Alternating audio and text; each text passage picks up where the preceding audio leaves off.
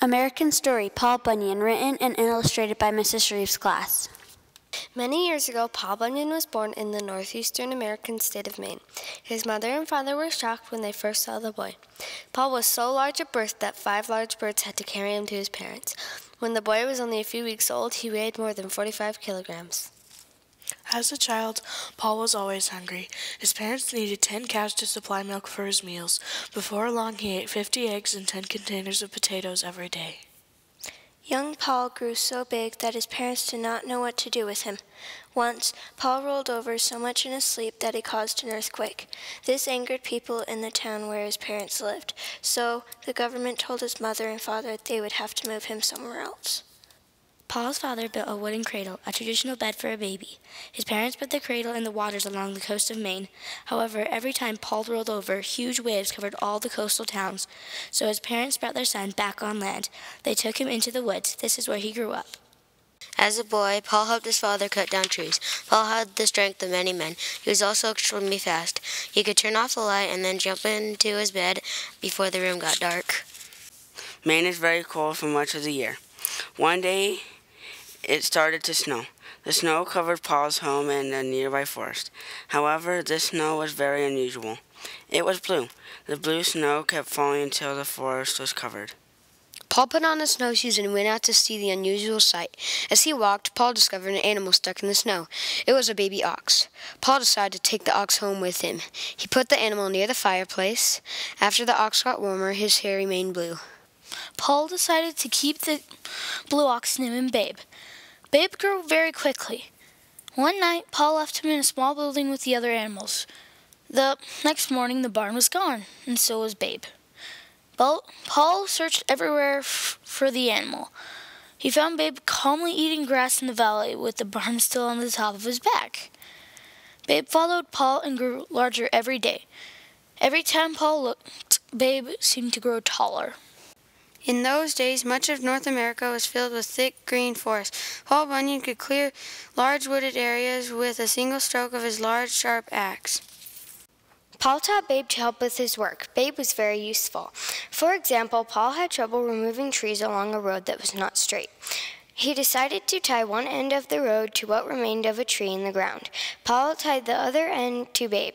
Babe dug his feet in the ground and pulled with all his strength until the road became straight. In time, Paul and Babe, the blue ox, left Maine and moved west to look for work in other forests.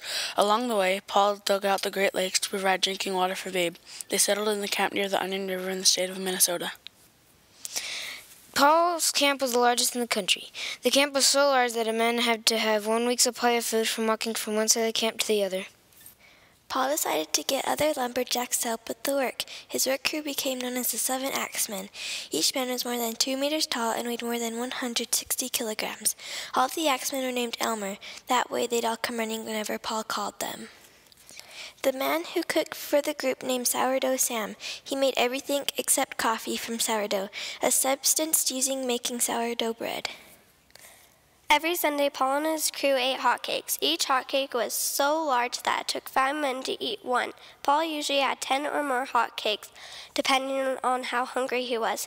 The table where the men ate was so long that a server usually drove to one end of the table and stayed the night. The server drove back in the morning with a fresh load of food.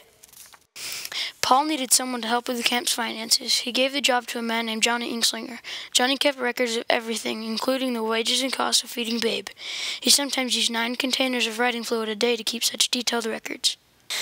The camp was also home to Sport, the reversible dog. One of the workers accidentally cut Sport in two. The man hurried to put the dog back together, but made a mistake. He bent the animal's back the wrong way. However, that was not a problem for Sport. He learned to run on his front legs until he was tired. Then he turned the other way and ran on his back legs. Big mosquitoes were a problem at the camp. The men attacked the insects with their axes and long sticks. Before long, the men put barriers around their living space. Then Paul ordered them to get big bees to destroy the mosquitoes, but the bees married the mosquitoes and the problem got worse. They began to produce young insects. One day, the insects' love of sweets caused them to attack a ship that was bringing sugar to the camp. At last, the mosquitoes and bees were defeated. They ate so much sugar they could not move.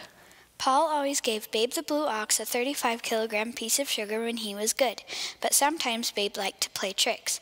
At night, Babe would make noises and hit the ground with his feet. The men at the camp would run out of the buildings where they slept, thinking it was an earthquake. When winter came, Babe had trouble finding enough food to eat. Snow covered everything. Ole the blacksmith solved the problem. He made huge green sunglasses for Babe. When Babe wore the sunglasses, he thought the snow was grass. Before long, Babe was strong and healthy again. One year, Paul's camp was especially cold.